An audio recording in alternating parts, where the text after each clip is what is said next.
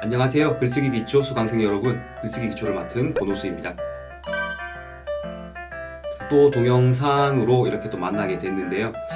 이 정도면 사이버 교수라고 할 수 있겠죠. 옛날에 20년도 더 된 이야기인데 사이버 가수 아담이라고 있었습니다. 꼭 그 사이버 가수 아담이 된 느낌인데, 지난주에 제가 안내드린 실습 다들 잘 하고 있죠? 저는 집에 있는 시간이 길어져서 뭘 해야 될지 잘 모르겠습니다. 대부분 학교에서 수업 준비를 했었는데요. 이 수업 준비를 집에서 하니까 영 어색해서 저도 사실 집중이 조금 안 되는 편입니다. 그래도 틈틈이 수업 준비해가면서 그동안 평소에 못 봤던 드라마도 챙겨보고, 최근에는 이태원 클라스를 다 봤습니다. 네, 그냥 그렇다고요. 이 뭔 개소리야! 존잼. 요새 밖에 날씨가 너무 좋습니다.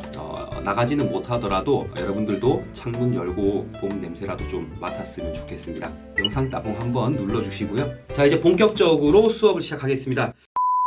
오늘은 제 5강 설득적 글쓰기의 2회입니다. 설득, 사실 이 설득이라는 게 좀 멀게 느껴질 수도 있어요. 그렇지만 우리는 그 생활 속에서 설득이라는 방법을 자주 활용하고 있습니다. 친구와 식사 메뉴를 정할 때, 혹은 부모님께 외박 허락을 구할 때, 또 친구는 안 마시겠다고 하지만 술을 한 병 더 시키고 싶을 때 설득해야 합니다. 상대를. 이번 강의에서는 설득적 글쓰기를 이해하고, 또 설득적 글쓰기의 개념과 방법, 설득적 글쓰기의 유형, 설득적 글쓰기의 방법 등을 알아보도록 하겠습니다. 먼저 설득이라는 게 뭔지 살펴볼게요. 설득이라는 건 사전적으로 상대편이 이쪽 편의 이야기를 따르도록 여러 가지로 깨우쳐 표현한다 정도가 되겠습니다. 자, 중요한 거, 단순히 감정적으로 호소해서는 안 된다 라는 겁니다. 밥 메뉴에 대해서 의견이 상충할 때, 이것도 같이 못 먹어주냐? 라고 이렇게 떼쓰면 안 된다라는 거죠. 감정이 아니라 논리, 그리고 호소가 아닌 증명을 앞세워야 합니다. 자, 정리해볼까요? 설득적 글쓰기에서 무엇보다 중요한 일은 논리적으로 증명하는 거다 라고 정리를 하면 되겠습니다. 이때 논리적이라는 말은 이치에 맞다 는 의미이고요. 증명한다 라는 말은 근거를 들이민다 라는 얘기입니다. 논리적으로 증명하는 일은 적절한 근거를 바탕으로 주장이 타당함을 논증해서 우리가 살고 있는 세계의 다양한 현상을 이해하는 과정입니다. 따라서 설득적 글쓰기는 근거를 바탕으로 자신의 주장을 펼치는 글쓰기입니다. 주장과 근거, 여러분들이 중고등학교 정규 교육을 받으면서 많이 들어왔습니다. 그렇죠? 자, 상황을 통해서 논리적으로 증명하는 것이 얼마나 중요한지 살펴보겠습니다. 친구가 술을 마시고 있는 상황이에요. 상황 첫 번째, 한 병만 더 마시자고 약해 빠져 야. 상황 두 번째, 난 아직 혈중 알코올 농도가 0.0 난 아직 혈중 알코올 농도가 0.01% 정도이고 한 병을 더 마신다고 해도 멀쩡히 귀가할 거라고 확신해. 또 우리가 한 병 더 시킴으로써 지역 경제가 활성화되는 긍정적인 측면도 나타나지. 어때? 한 병 더 마시지 않을래? 어떻습니까? 별로 안 와닿죠? 그냥 한번 해봤습니다. 여담이긴 한데 저는 주로 1번 상황처럼 이야기를 합니다. 자, 설득적 글쓰기의 특성 이해했나요? 핵심은 바로 객관성과 논리성입니다. 객관성, 논리성 잘 기억해 두시고요. 그리고 근거를 내세울 때는 사실 논거, 그리고 의견 논거를 풍부하게 제시하는 것이 중요합니다. 사실 논거라는 것은 일반화된 지식, 자연적, 역사적으로 널리 알려진 사실, 객관적인 실험 결과, 정확한 통계 수치 등을 사실 논거라고 하고요. 의견 논거라고 함은 전문가나 권위자의 의견, 경험자나 목격자의 진술 등이 있습니다. 논거의 두 종류, 사실 논거, 의견 논거 두 가지 있었습니다. 잘 기억해 두시고요. 다음으로는 설득적 글쓰기의 구조와 방법에 대해 살펴보겠습니다. 대부분의 글이 그러하듯이 설득적 글쓰기도 세 부분으로 나눌 수가 있죠. 설득적 글쓰기는 서론, 본론, 결론으로 구분할 수 있는데요. 서론은 문제를 제기하는 부분입니다. 서론의 서는 실마리를 뜻하는데요. 실마리가 뭡니까? 감겨있거나 헝클어진 시를 풀 수 있는 첫마디죠. 그래서 서론은 굉장히 중요합니다. 좋은 서론은 글을 쓸 내용을 한정하고 초점화한 것입니다. 해결해야 할 문제 중에서 범위를 한정하고 초점화해서 최대한 구체적이고 분명한 설득의 방향을 설정해야 합니다. 본론에서는 제기된 문제에 대한 주장과 근거를 제시하는 기능을 합니다.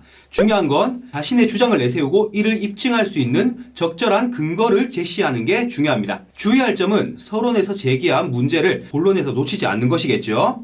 내가 다루고자 하는 주제에 벗어나지 않았는가?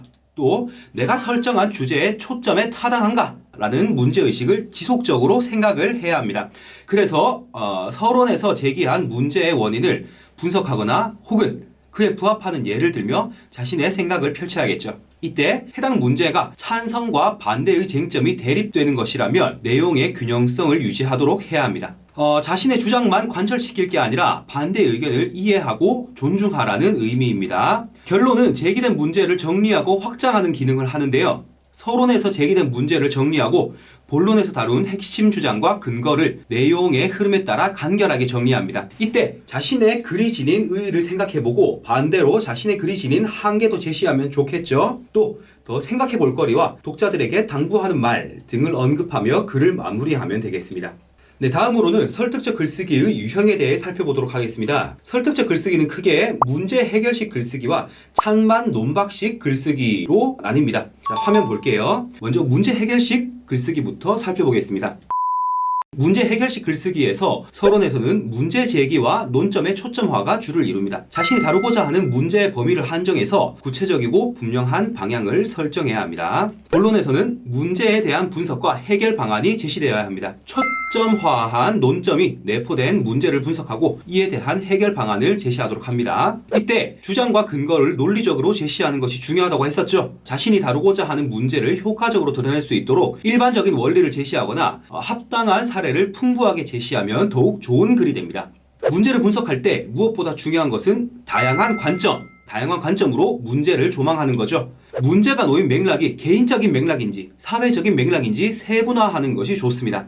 해결 방안을 도출할 때 추상적이면 안 되겠죠. 구체적이어야 하고 실현 가능성이 있어야 합니다. 이때 오해하지 말아야 할 점은 이 실현 가능성이란 게 반드시 즉시 해결 가능이 아닙니다. 그렇게 받아들이면 안 됩니다. 장기적 관점으로 살펴봐도 된다는 이야기입니다. 또 구체적인 데이터나 객관적인 자료를 근거로 제시해야 합니다. 결론에서는 문제 해결 방안을 정리하고 전망을 살펴보아야 합니다. 본론에서 다룬 문제와 해결 방안, 또 주요 논의사항을 잘 정리하고 요약하고 또 글 전체의 한계 언급과 관련 문제를 전망하며 글을 마무리하면 되겠습니다. 문제 해결식 글쓰기의 예는 교재 86쪽을 참고하면 되겠습니다. 다음으로는 찬반 논박식 글쓰기입니다. 찬반 논박, 화면 보이죠? 찬반 논박이란 찬성과 반대의 입장을 따져 논리적으로 반박한다는 의미입니다. 해결해야 할 문제가 아니라 쟁점에 대해서 찬성이냐 반대냐 입장이 나뉘는 문제를 논의하는 글쓰기입니다. 찬반 논박식 글쓰기 서론에서는 논점의 초점화와 쟁점의 명확화가 이루어져야겠죠. 쟁점이 명확한 주제를 찾고 그 쟁점을 균형 있게 드러내 주어야 합니다. 자, 본론에서는 쟁점에 대한 찬성과 반대의 입장을 선택하고 논박을 합니다. 예를 들어 볼게요. 사형제 폐지 필요한가? 제가 이 말을 했을 때 여러분들도 분명히 찬성, 반대 나뉘겠죠. 둘 중 입장을 정해서 논의를 진행하면 되겠습니다. 이때 주의할 점은 어느 한 입장을 선택했다 하더라도 찬성을 선택했든 반대를 선택했든 어느 한 입장을 선택하였더라도 다른 하나가 무조건적으로 잘못된 건 아니라는 겁니다. 여러분들이 선택한 입장 말고 반대편의 입장이 무조건적으로 잘못되었다는 건 아닙니다. 필자가 선택한 입장이 왜 더 타당한지 다른 입장을 반박하면서 강조할 수 있어야 합니다.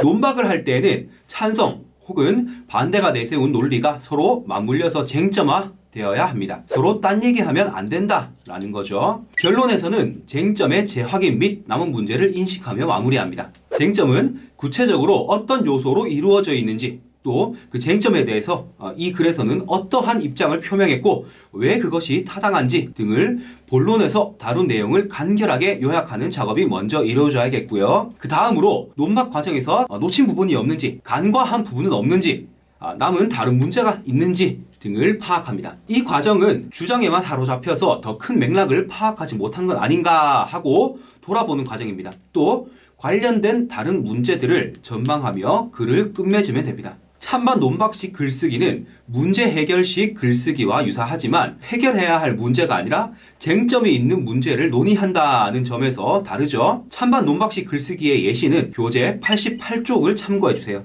자, 오늘은 설득적 글쓰기의 전반적인 구조와 특성 등을 살펴보았습니다.